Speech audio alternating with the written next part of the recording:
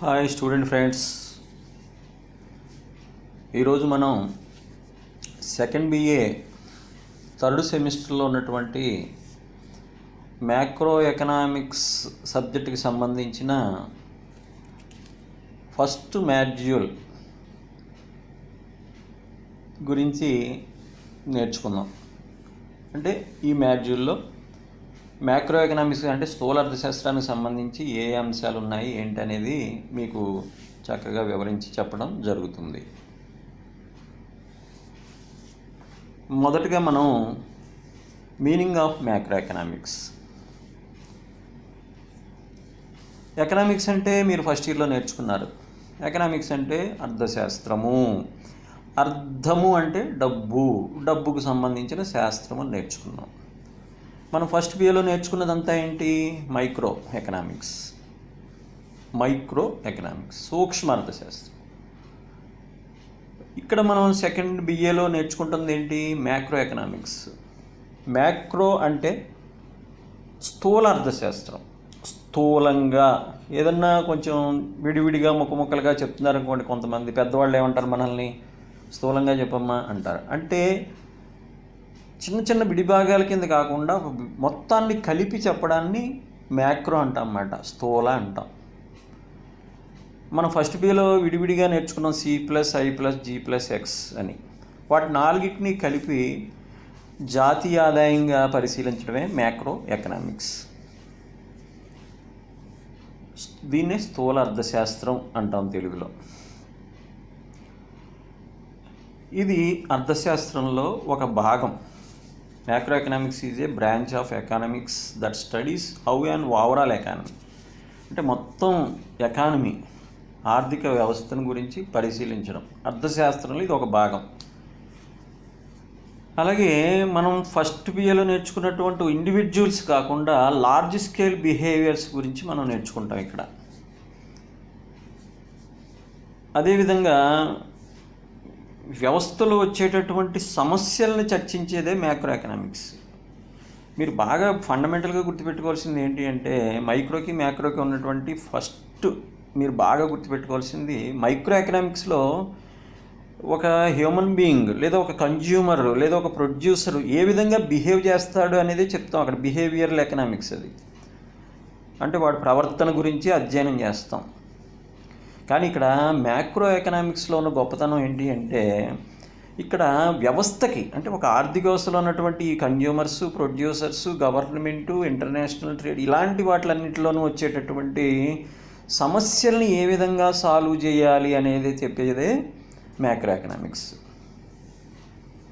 అంటే వ్యవస్థకి సమస్యలు ఏముంటాయి మాస్టారు అని మీకు డౌట్ రావచ్చు. వ్యవస్థకి సమస్యలు ఏముంటాయి అంటే, వ్యవస్థకి అంటే చాలామంది ఏమనుకుంటారు, ఆర్థిక వ్యవస్థ మామూలుగా నడిచిపోతుంది కదా అనుకుంటాం. కానీ ఇప్పుడు చూడండి, కరోనా టైంలో మనకి రకరకాల ప్రాబ్లమ్స్ వస్తున్నాయి, రాబోతున్నాయి. వాటికి రకరకాల పేర్లతో మనం మామూలుగా అనుకుంటూ ఉంటాం. కానీ ఎకనామిక్స్లో దానికి రెండు పదాలు మనం ఉపయోగిస్తాం. అదేంటి అంటే, ఒకటి ద్రవ్యోల్బణం, రెండోది ఆర్థిక మాంద్యం. అలాంటి రెండు విషమ సమస్యల గురించి చర్చించేదే మ్యాక్రో ఎకనామిక్స్. ఇన్ఫ్లేషన్ అంటే ద్రవ్యోల్బణం. అంటే ఏంటి? ధరలు విపరీతంగా పెరిగిపోవడం, ప్రైస్ లెవెల్స్ పెరిగిపోవడం. అంటే ధరలు పెరిగిపోతాయి. అలాగే ఆర్థిక మాంద్యం వస్తుంది ఒక్కొక్కసారి, అంటే అన్ఎంప్లాయ్మెంట్ అన్నమాట. ఇలాంటి ప్రాబ్లమ్స్ గురించి, అన్ఎంప్లాయ్మెంట్ గురించి, ద్రవ్యోల్బణం గురించి, ఆర్థిక మాంద్యం గురించి, జీడిపిలో తగ్గుదల గురించి, నేషనల్ ఇన్కమ్ పడిపోవడం గురించి, ఇలాంటి సమస్యలు అన్నిటి మీద చర్చించి వాటన్నిటిని మనం ఎలా పెంచుకోవాలి, ఏ విధంగా వాటిని మనం రిమూవ్ చేసుకుని వ్యవస్థను ముందుకు తీసుకెళ్లాలని చర్చించేదే మ్యాక్రో ఎకనామిక్స్. అంటే ఇది వ్యాస్ట్ మాట. అంటే మొత్తం దేశం గురించి, ప్రపంచం గురించి చర్చిస్తుంది. అందుకే ఇది స్థూల అర్థశాస్త్రం అయింది. ఓకేనా? ఇన్ఫ్లేషను, డిఫ్లేషను గురించి మనం ఆ చాప్టర్ మనకి థర్డ్ మాడ్యూల్లో ఉంటుంది, అక్కడ మనం దాని గురించి చర్చిద్దాం. ఇక్కడ సమస్య ద్రవ్యోల్బణం అంటే మీరు బాగా గుర్తుపెట్టుకోవాల్సింది ఏంటంటే, ద్రవ్యం విలువ తగ్గిపోయి వస్తువుల ధరలు పెరిగిపోవడమే ద్రవ్యోల్బణం. అంటే రూపాయి, అది మనం 10 రూపాయలు, ₹1 వస్తువు విలువ ఉంటే దానికి ₹10 ఇచ్చి కొనుక్కుంటూ ఉంటాం అన్నమాట. ఇన్ఫ్లేషన్ అంటే అది. అంటే ప్రజల్లోకి డబ్బు ఎక్కువగా వచ్చేసి వస్తువులు తగ్గిపోతే వచ్చేదే ఇన్ఫ్లేషన్. డిఫ్లేషన్ అంటే ఆర్థిక మాంద్యం, అంటే అన్ఎంప్లాయ్మెంట్ వల్ల వస్తుంది అది. అంటే వస్తువులు కొనేవాళ్ళు ఉండరు, వస్తువులు మాత్రం ఇబ్బడముబ్బడిగా మార్కెట్లోకి వచ్చేసి ఉంటాయి, ఎవరో కొంటలేదు కాబట్టి వస్తువుల ధరలు పడిపోతాయి. వస్తువుల ధరలు ఎప్పుడైతే పడిపోయినాయో సంస్థలు మూతపడిపోతాయి, ఎవరో కొంటలేదు కాబట్టి. అప్పుడు ఉన్న ఉద్యోగాలు కూడా పోతాయి, అన్ఎంప్లాయ్మెంట్ వచ్చేస్తుంది. దాన్ని ఆర్థిక మాంద్యం అంటాం. ఈ రెండు సమస్యల నుంచి ఎలా గట్టెక్కాలని అది పరిశీలించేదే మ్యాక్రో ఎకనామిక్స్. ఇప్పుడు మనం డెఫినేషన్స్ ఆఫ్ మ్యాక్రో ఎకనామిక్స్ చూద్దాం. దీనికి చాలామంది అర్థశాస్త్రవేత్తలు మ్యాక్రో ఎకనామిక్స్కి సంబంధించి డెఫినేషన్స్ ఇచ్చారు. అందులో మొట్టమొదట బౌల్డింగ్ గురించి మనం చూసినట్టయితే అతను ఏమంటాడంటే, macro economic theory is that part of economics which studies the overall averages and aggregates of the system. Overall averages and aggregates of the system. ఇక్కడ యాగ్రిగేట్స్ అంటే ఏంటి అంటే సమిష్టికి అంటే అన్ని రంగాలకి సంబంధించిన అంశాలని పరిశీలించడమే మ్యాక్రో ఎకనామిక్స్.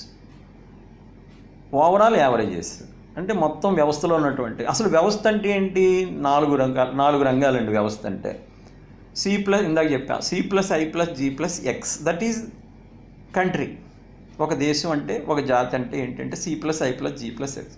వీటి యొక్క యాగ్రిగేట్, వీటిలన్నింటినీ కలిపి వచ్చే యాగ్రిగేట్స్ అంటే సమిష్టి డిమాండు, సమిష్టి supply, aggregate supply, aggregate demand. వీటి గురించి పరిశీలించేదే మ్యాక్రో ఎకనామిక్స్ అని చెప్పింది ఎవరంటే బౌల్డింగ్. ఇక్కడ నీకు C+I+G+X అంటున్నాను ఇందాని నుంచి, దాని గురించి మీకు కొంచెం క్లారిటీ ఇవ్వాలి, ఎందుకంటే ఫస్ట్ ఇయర్లో అది లేదు కాబట్టి. ఇక్కడ C+I+G+X అంటే ఏంటి అంటే, C అంటే కన్జ్యూమర్స్ చేసే డిమాండ్, I అంటే ఇన్వెస్టర్స్, ఫస్ట్ అక్షరాలు తీసుకున్నాం అన్నమాట, ఇన్వెస్టర్స్ చేసే డిమాండ్. మూడోది C+I+G అన్నాను, G అంటే గవర్నమెంట్ సైడ్ నుంచి వచ్చే డిమాండ్. X అంటే X అంటాం,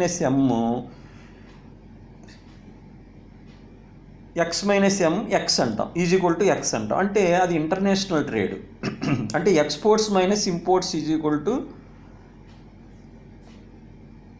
టోటల్ మనకి విదేశీ మారక ద్రవ్యం ఎంత ఉందని తెలుస్తుంది అన్నమాట. అంటే దేశం అంటే మనం 4 రంగాలుగా విభజించి పరిశీలించాలండి.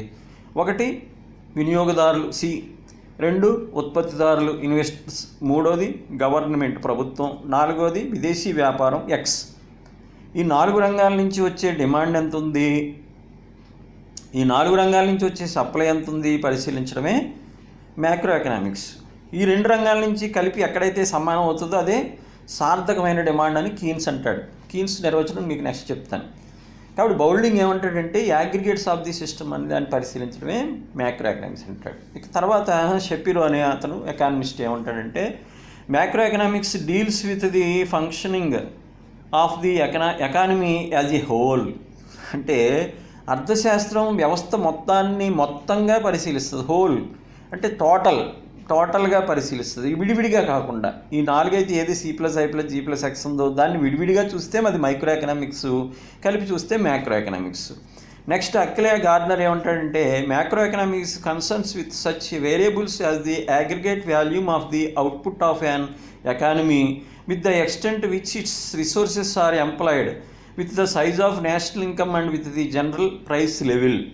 ఇది మాట. అంటే ఒక్కొక్కళ్ళు ఒక్కొక్కలాగా మన సిద్ధాంత అది ఒక సబ్జెక్ట్ని పరిశీలన చేస్తారు. ఒక్కొక్కళ్ళు యాగ్రిగేట్స్ అన్నాడు బౌల్డింగ్. అలా కాకుండా హోల్ మొత్తం వ్యవస్థను గురించి పరిశీలిస్తాడు షపిరో అంటున్నాడు. గార్డ్నర్ ఏమంటున్నాడు, మొత్తం యాగ్రిగేట్స్తో పాటు నేషనల్ ఇన్కమ్ ఎలా పెరుగుతుంది, జనరల్ ప్రైస్ లెవెల్ అంటే సాధారణ ధరల స్థాయి ఏ విధంగా పెరుగుతుంది, ఏ విధంగా తగ్గుతుంది, దానివల్ల ఎటువంటి ఫ్లక్చుయేషన్స్ వస్తున్నాయి, నేషనల్ ఇన్కమ్ ఎలా తగ్గుతుంది, సైజ్ ఆఫ్ నేషనల్ ఇన్కమ్ ఎలా పెరుగుతుంది, ఎలా తగ్గుతుంది, దానివల్ల ద్రవ్యోల్బణం ఎలా వస్తుంది, ఆర్థిక మాంద్యం ఎలా వస్తుంది, వాటిని ఎలా పారద్రోలవచ్చని నిర్వచనాలు ఇచ్చడం జరిగింది.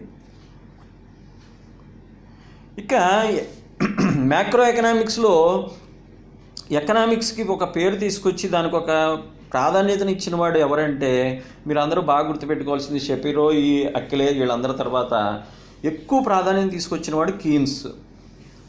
అందుకే మ్యాక్రో ఎకనామిక్స్ని ఏమని పిలుస్తారంటే కినీషియన్ ఎకనామిక్స్ అని పిలుస్తారు.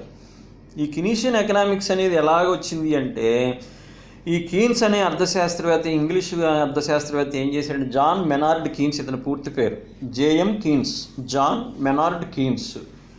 ఇతను ఒక బుక్ రాశాడండి, ఆ బుక్ పేరే జనరల్ థియరీ. దీనికి పూర్తి పేరు ఏంటంటే the general theory of employment, interest and money అనే పుస్తకం రాశాడు ఇతను. The general theory of employment, interest and money అంటే సాధారణ సిద్ధాంతం లేదా సార్వత్రిక సిద్ధాంతం అని పిలుస్తారు దీన్ని. దాంట్లో ఏమేమి టచ్ చేసాడు ఇతను? ఉద్యోగిత గురించి, వడ్డీ గురించి, ద్రవ్యం గురించి పరిశీలన చేశాడు. వీటన్నిటి మీద ఆధారపడి వ్యవస్థ ఎలా నడుస్తుంది, ఎటువంటి ఫ్లక్చుయేషన్స్ వస్తాయనేది పుస్తకంలో రాసి దానికి సొల్యూషన్స్ చెప్పాడు.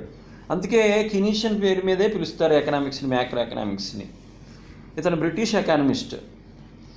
ఇతను ఎందుకు మ్యాక్రో ఎకనామిక్స్ ఈ బుక్ రాయాల్సి వచ్చింది అంటే, 1930s మనకి ప్రపంచవ్యాప్తంగా ఆర్థిక మాంద్యం అనేది వచ్చిందండి. ఏమొచ్చింది? ఆర్థిక మాంద్యం. ఇందాక చెప్పాను మీకు. ఆర్థిక మాంద్యం అంటే ధరలు తగ్గిపోవడం, ఉద్యోగాలు పోవడం, సరుకు ఎక్కువగా ఉండిపోవడం, అంటే వస్తువులు ఎక్కువగా ఉండిపోవడం, వ్యవస్థలన్నీ మూతపడిపోవడం, సంస్థలన్నీ మూతపడిపోవడం, అటువంటి భయంకరమైన పరిస్థితిని ఆర్థిక మాంద్యం అంటాం. ద్రవ్యోల్బణం అంటే అది కాదండి. ద్రవ్యోల్బణం అంటే ధరలు పెరిగిపోవడం, విపరీతంగా వస్తువులు లేకపోవడం, ప్రజల దగ్గర డబ్బు ఎక్కువగా ఉండడం, దాన్ని ద్రవ్యోల్బణం అంటాం. అదో రకం ప్రాబ్లం. అది ముదిరితేనే ఆర్థిక మాంద్యం అవుతుంది. ఇతను మనకి 1930s ఏమైందంటే అండి, ప్రపంచవ్యాప్తంగా ఇంగ్లాండ్లో వచ్చినటువంటి ఇండస్ట్రియల్ రెవల్యూషన్ వలన వస్తువులు బాగా పెరిగిపోయి, సంస్థలు మూతపడిపోయి, ఎంప్లాయ్మెంట్ తగ్గిపోయి ఇంగ్లాండ్లో ముందు ఆర్థిక మాంద్యం వచ్చింది. 1930s అంటే 1930 ఆ ప్రాంతంలో. అది ఏమైంది, అప్పటికే ఇంటర్నేషనల్ ట్రేడ్ బాగా డెవలప్ అయిపోవడం వల్ల అన్ని దేశాలకి అది పాకింది. మొత్తం ఇంటర్నేషనల్ ట్రేడ్ అప్పటికి ఇది బ్రిటిష్ అందరినీ పరిపాలిస్తుంది కాబట్టి అన్ని దేశాలకి వాళ్ళ వస్తువులు వచ్చేసి, అంటే ఇంపోర్ట్స్ అయిపోయి, ఆ వస్తువులు మన దేశం మీద పడిపోయి, అన్ని దేశాల మీద పడిపోయి, మన వస్తువులకి డిమాండ్ పడిపోయి, వస్తువులు ఎక్కువైపోయి, మన సంస్థలన్నీ మూతపడిపోయి, నిరుద్యోగం ప్రబలిపోయి, ప్రపంచవ్యాప్తంగా ఆర్థిక మాంద్యం ఉక్కిరిబిక్కిరి చేసిందన్నమాట. ఆర్థిక మాంద్యాలు అప్పుడప్పుడు వస్తూనే ఉంటాయి, 10 సంవత్సరాలకు ఒకసారి. కానీ 1930s వచ్చిన ఆర్థిక మాంద్యం ఒక సునామీ లాంటిది అన్నమాట. చాలా భయంకరమైంది. అది పారద్రోలటం కోసం ఈ జాన్ మెనార్డ్ కీన్స్ అనే అర్థశాస్త్రవేత్త ఏం చేశాడంటే, 1936 ఒక పుస్తకం రాశాడండి. అదే మీకు ఇందాక చెప్పినటువంటి the general theory of employment, interest and money. ఈ పుస్తకంలో ఇతను ఏం చేశాడంటే, ఆర్థిక మాంద్యం పారద్రోలటం కోసం ఒక థియరీని డెవలప్ చేశాడు. అదే జనరల్ థియరీ, సార్వత్రిక సిద్ధాంతం అంటారు. ఏంటది? y ఈజ్ ఈక్వల్ టు, ఇందాక చెప్పినట్టుగా y is equal to C+I+G+X. ఇక్కడ y అంటే ఏంటి అంటే జాతీయ ఆదాయం, C అంటే ఇందాక చెప్పినట్టుగా కన్జంప్షన్, I అంటే ఇన్వెస్ట్మెంట్, G అంటే గవర్నమెంట్, X అంటే X-M is equal to X అంటే ఏంటి అంటే ఇంటర్నేషనల్ ట్రేడ్. ఇది బోత్ సైడ్స్ నుంచి చూడాలి మనం. అంటే ఒక జాతీయ ఆదాయం పెరగాలి అంటే ఈ 4 రంగాలు C+I+G+X నుంచి వచ్చే డిమాండు మరియు సప్లై, ఈ రెండు కూడా ఎక్కడైతే సమానం అవుతాయో అక్కడ ఏమవుతుందంటే వ్యవస్థలో సార్థకమైన డిమాండ్ ఏర్పడుతుంది. అప్పుడు సంపూర్ణ ఉద్యోగిత ఉంటుంది, అందరికీ ఉద్యోగాలు ఉంటాయి, ఆటోమేటిక్గా వ్యవస్థ, ప్రజలందరి దగ్గర డబ్బులు ఉంటాయి, వస్తువులు కొనుక్కుంటూ ఉంటారు, కొత్త సంస్థలు వస్తూ ఉంటాయి, ఉన్న సంస్థలు తెరుస్తారు, కొత్త ఉద్యోగాలు వస్తూ ఉంటాయి, వ్యవస్థ సమృద్ధిగా మారుతుంది అని ఒక థియరీని డెవలప్ చేసి చెప్పాడు. దీన్నే మనం మ్యాక్రో ఎకనామిక్స్గా ఈ రోజున పుస్తకాల్లో చదువుకుంటున్నాం. That is Keynes. అందుకే కీన్స్ని ఏమని పిలుస్తారంటే అర్థశాస్త్ర ఆకాశంలో ధ్రువతార అంటారు. ఇంకా ఇతని గురించి, ఇతని థియరీల గురించి ముందు లెసన్స్లో మనం నేర్చుకుందాం.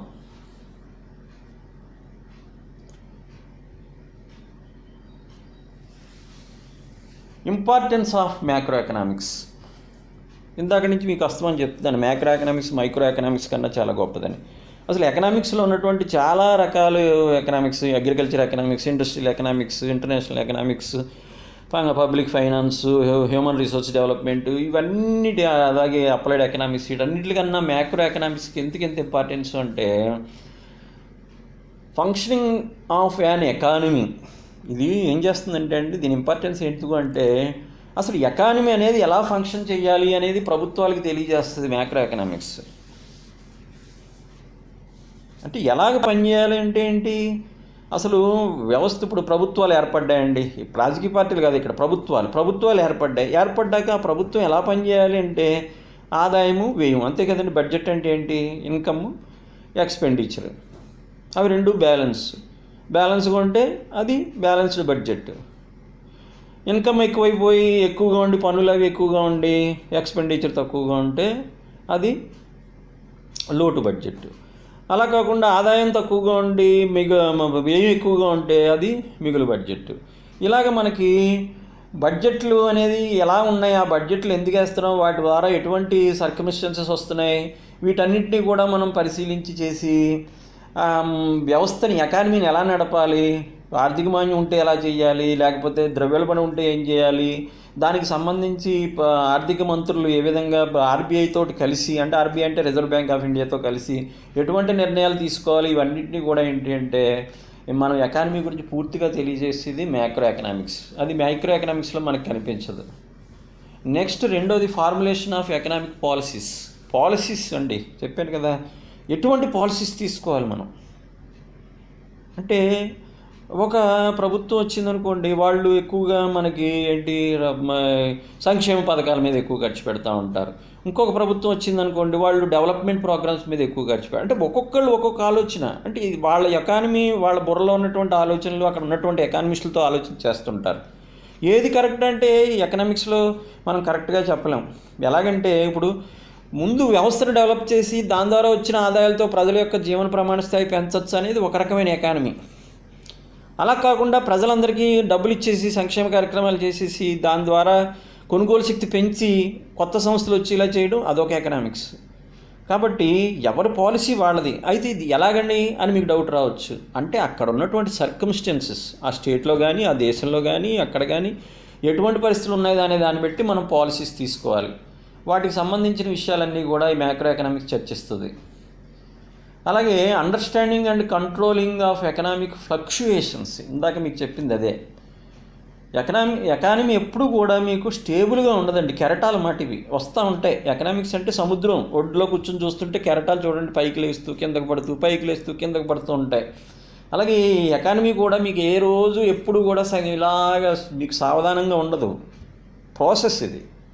అంటే అలాగే డెవలప్మెంట్ వస్తుంది, మళ్ళీ కిందకు పడిపోతుంటుంది, డెవలప్మెంట్ వస్తుంటుంది, కిందకు పడిపోతుంటుంది.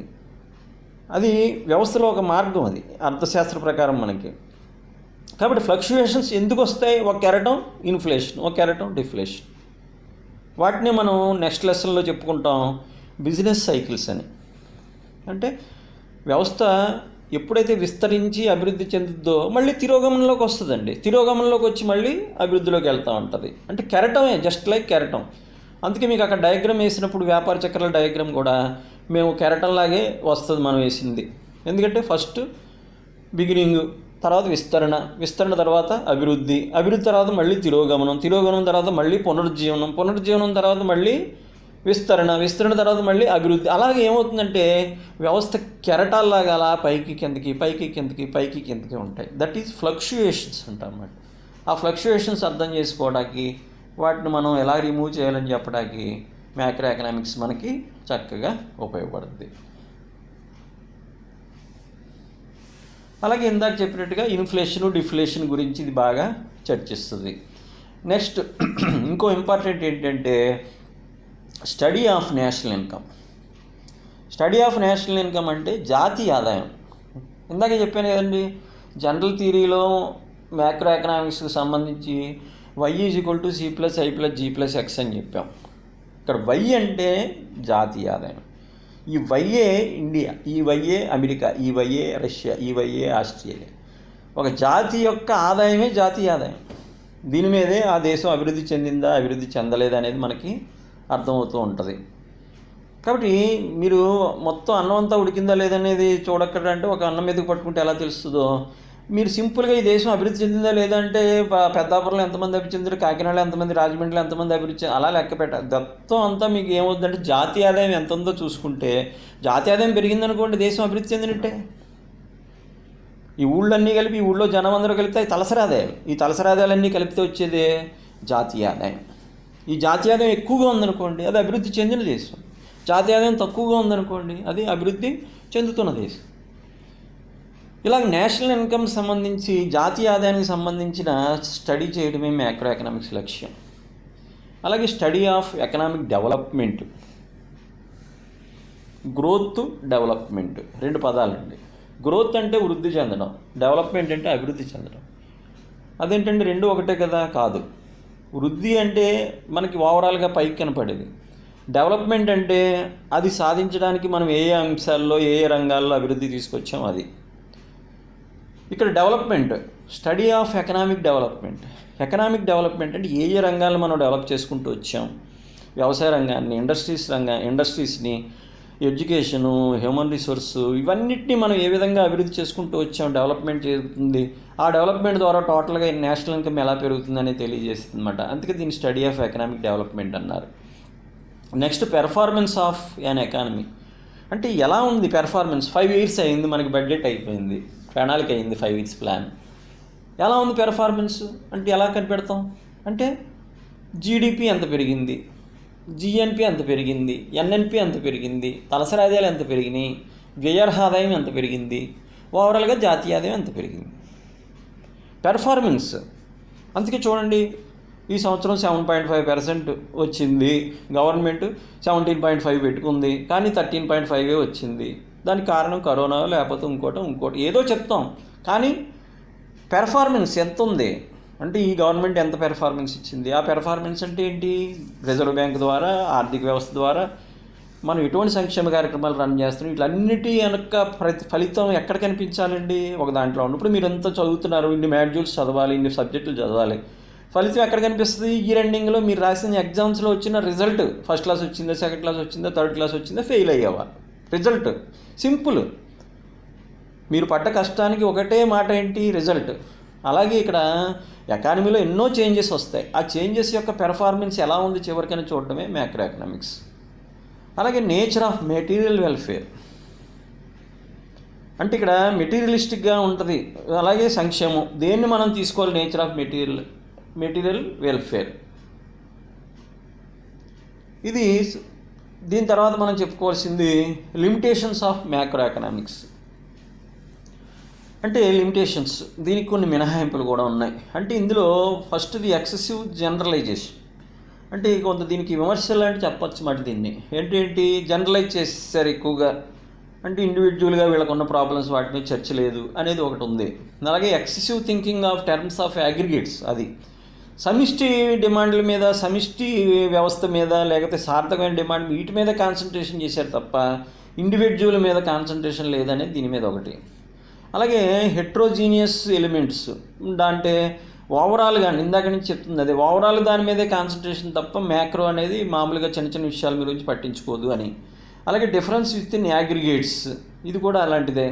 Next aggregates must be functionally related, అంటే అగ్రిగేట్స్ ఎలా ఉంటాయంటే ఒకదాని నుంచి ఒకటి సంబంధం ఉంటాయి, కాబట్టి దానికి మనం ఇలా విడగొట్టి చెప్పడం అనేది కరెక్ట్ కాదనేది కొంతది. అలాగే ఈ దీంట్లో ఉన్నటువంటి సూత్రాలు కొన్నిటికే అప్లై అవుతాయి అనేది మరొక విమర్శగా మనం చెప్పుకోవచ్చు. ఇది మ్యాక్రోకి సంబంధించినటువంటి మనకి ప్రాధాన్యత మరియు లిమిటేషన్స్.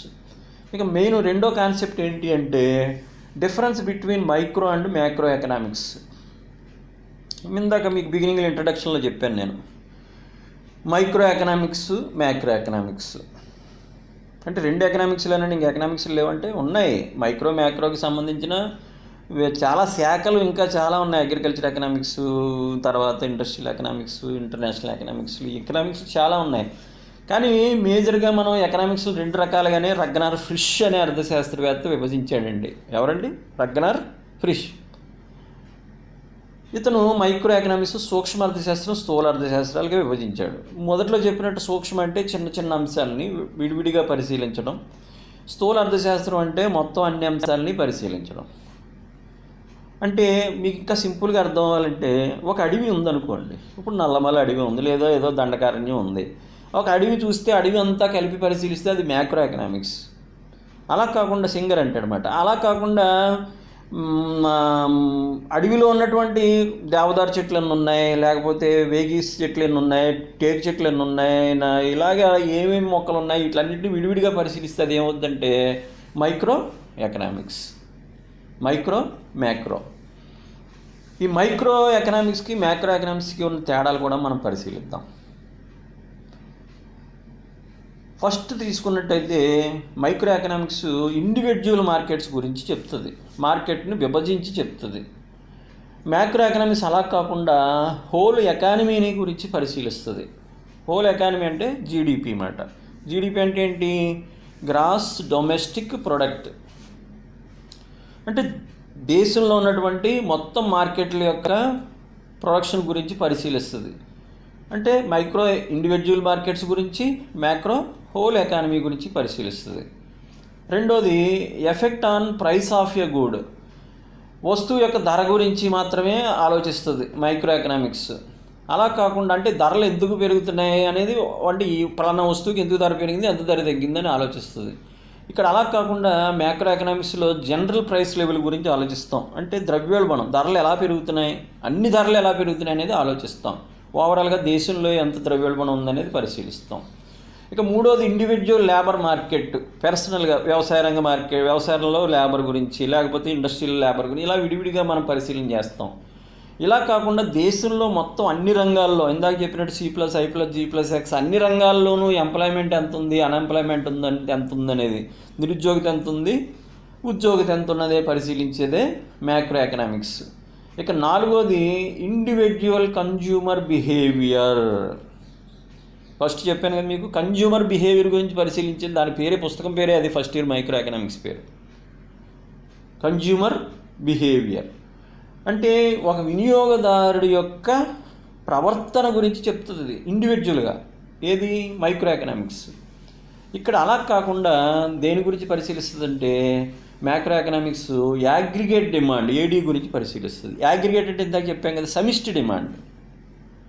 సమిష్టి అంటే విడివిడిగా కాకుండా ఈ 4 రంగాల్లో ఉన్నటువంటి C+I+G+X రంగాల్లో ఉన్నటువంటి అందరి యొక్క డిమాండ్ని కలిపి పరిశీలిస్తుంది. కాబట్టి దీన్ని యాగ్రిగేట్ డిమాండ్ అంటారన్నమాట. అందుకే Y = C+I+G+X అంటాం. ఇక నెక్స్ట్ ఏంటి అంటే సప్లై ఆఫ్ గుడ్, అంటే వస్తు సప్లై గురించి పరిశీలిస్తుంది. నెక్స్ట్ మ్యాక్రో ఎకనామిక్స్ ఏం చేస్తుందంటే ప్రొడక్టివ్ కెపాసిటీ ఆఫ్ ఎకానమీ గురించి. అంటే ఏమీ లేదంటే చిన్నది అన్ని పెద్దగా ఆలోచిస్తుంది అన్నమాట. ఇక్కడ సప్లై ఆఫ్ గుడ్, వస్తువుని ఎంత సప్లై చేస్తున్నారని సింపుల్గా పరిశీలిస్తే టోటల్ ఎకానమీలో ప్రొడక్టివిటీ కెపాసిటీ ఆఫ్ ఎకానమీ, మొత్తం వ్యవస్థ, ఆర్థిక వ్యవస్థ యొక్క ప్రొడక్టివ్ కెపాసిటీ ఎంత, దాని ద్వారా మనకి నేషనల్ ఇన్కమ్ ఎంత పెరిగిందని పరిశీలించేదే మ్యాక్రో ఎకనామిక్స్. ఈ విధంగా ఈ రెండింటి మధ్య తేడాలను మనం చెప్పుకోవచ్చు. ఇది ఫస్ట్ మాడ్యూల్లో మనం మ్యాక్రో ఎకనామిక్స్కి సంబంధించిన కొన్ని ముఖ్యమైన అంశాలని మీకు విపులీకరించడం చెప్పడం జరిగింది. ఇది ఫస్ట్ మాడ్యూల్. ఇందులోంచి మీకు 2 ఎస్సేలు, ఒక 3 షార్ట్ క్వశ్చన్లు నేను ఇస్తాను ఇంపార్టెంట్. అందులో మీకు ఎగ్జామినేషన్ పాయింట్ ఆఫ్ వ్యూలో ఒక ఎస్ఏ క్వశ్చన్ గ్యారంటీగా వస్తుంది, 2 షార్ట్ క్వశ్చన్లు కూడా వస్తాయి. అంటే మీకు 20 మార్కులు ఈ లెసన్లో నుంచి వచ్చే అవకాశం ఉంది. కాబట్టి అందులో నేను ఇంట్రడక్షన్ చాప్టర్, దీని ద్వారా మిగతా చాప్టర్స్ నేషనల్ ఇన్కమ్ చాప్టర్ కానీ, లేకపోతే నెక్స్ట్ వచ్చే కన్జ్యూమర్ బిహేవియర్ గురించి, అదే వినియోగదారుని ప్రవృత్తి గురించి కానీ, లేకపోతే ఉపాంత మూలధన సామర్థ్య సిద్ధాంతం గురించి కానీ, వీటన్నిటి గురించి మీరు నేర్చుకోవాల్సిన అవసరం ఉంటుంది. కాబట్టి ఈ చాప్టర్ చాలా కేర్ఫుల్గా మీరు చదవాల్సిన అవసరం ఉంది. నేను చెప్పిన కొన్ని పాయింట్స్ మీ అందరికీ బాగా అర్థమైందని అనుకుంటున్నాను. అదేవిధంగా మీ దగ్గర మెటీరియల్ ఇచ్చాం కాబట్టి ఆ మెటీరియల్లో దీన్ని నేను చెప్పింది కూడా అన్వయించుకుని పరిశీలించి చదివి మీరు చక్కగా మంచి మార్కులు తెచ్చుకుంటారని భావిస్తూ thank you very much. Me Bhanumurthy.